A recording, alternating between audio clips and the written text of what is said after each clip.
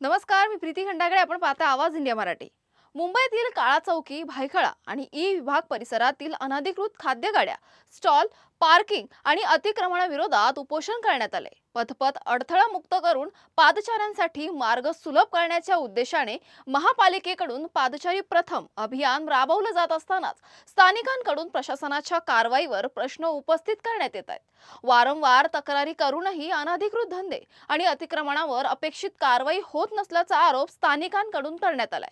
तसेच या अनधिकृत धंद्यांना कथित राजकीय आणि प्रशासकीय संरक्षण मिळत असल्याचा आरोप करत संबंधित अधिकाऱ्यांच्या भूमिकेची निष्पक्ष चौकशी करण्याची मागणी करण्यात आली आहे. बृहन्मुंबई महानगरपालिका ई विभाग कार्यालयाबाहेर झालेल्या या उपोषणातून अतिक्रमण हटवून दोषींवर कायदेशीर कारवाई करण्याची मागणी करण्यात आली आहे. आमचे प्रतिनिधी किरण जाधव यांनी याबाबत आढावा घेतलाय, पाहूयात. मी सध्या कॉटन गली इथे आपल्या पाठीमागे पाहू शकता की इथं जे काही स्थानिक लोक आहेत ते उपोषणाला बसलेले आहेत. त्यांची काय मागणी आपण त्यांच्याशी जाणून घ्या. माझ्याबरोबर स्वतः तर काय सांगा, आज तुम्ही उपोषणाला बसलात, काय काय आपली समस्या आहे? बघा, माझा जवळचा मित्र सचिन मुन्ना कुर्मीची हत्या झाली होती आणि पूर्णपणे हत्या झाली होती. याला महापालिका आणि पोलीस प्रशासन होतं. आत्ता ही दुसरी जी घटना झाली आहे त्या सचिन मुन्ना कुर्मीच्या जवळचा व्यक्ती त्याची संशयास्पद हत्या झाल्याचंच जमा आहे.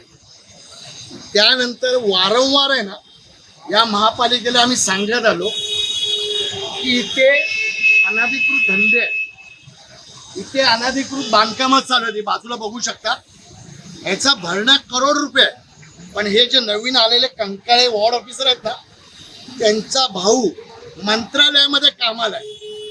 ते विकलांग आहेत आणि या विकलांचा फायदा घेऊन भ्रष्टाचार कारभार करतो. मुद्दा एक, या आयुक्तांना आम्ही सुरुवातीला आल्या भेटलो होतो की या बुवा गँग बरोबर तुम्ही फोटो काढू नका. ते त्यांच्याने मान्य केलं.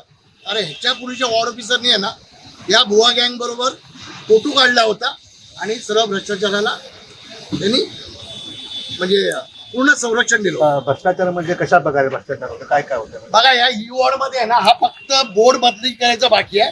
हे बुवा गँगचं कार्यालय आहे. वॉर्ड ऑफिसर इथे बसणारे डीओ जे आहेत ना, रणजित चव्हाण, दत्ता पाटील आणि कनिष्ठ अभियंते लकडे, मधुरा लकडे, यांना वारंवार आम्ही यांच्या अनधिकृत बांधकामाबद्दल बोललो, तक्रार दिली.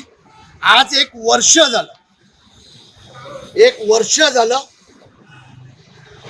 झालं पण कारवाई करत नाही. आणि त्यांनी जे बांधकाम केलंय त्याच्यामध्ये सर्व गँगस्टर पासून सर्व गुन्हेगार तिथे लागतात. आता आपण पाहतो की सुप्रीम कोर्टाचे पण आदेश आहे, ऑर्डर काढलेली आहे. तिन्हीकडे होतं त्याबद्दल तुम्ही काय सांगा? नाही, हे संयुक्त महापालिकेवरती कारवाई करा फेरीवाल्यांबद्दल हे म्हटलंय, बरोबर आहे. पण कारवाई नाही. ह्या युवॉर्ड मध्ये कारवाई कधीच होत नाही. फेरीवाल्यांची कारवाई मी आतापर्यंत 25 मेल केले असतील.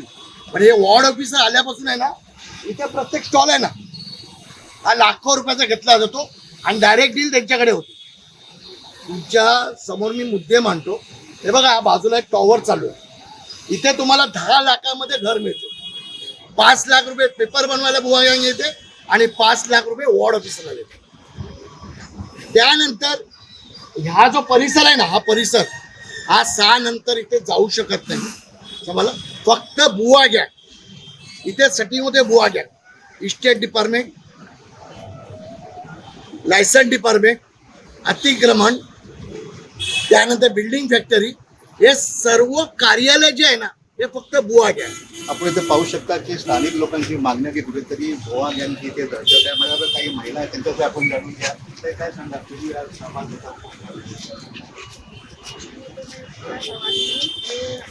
हमारा डॉक्टर साहब है, हमारे सोशल मुन्ना कुर्मी हमारे पति थे, उनकी हत्या हुई. उनको खास मतलब जीव लगे खास मित्र है. उनकी बोल हमारे बोल उनके बोल हैं. सब चीज़ के बारे में आप वो डिटेल बताएंगे. कुछ भी आप पूछेंगे सबका जवाब होगा. आपण इथे पाहू शकता की एक मोठ्या प्रमाणात दहशत इथे दिसून येते आणि कुठे जे फुटपाथची समस्या किंवा इलिगल कन्स्ट्रक्शनच्या विरोधात जे स्थानिक लोक रस्त्यावरती गेले आहेत. त्यामुळे संतोष किरण जाधव, आवाज.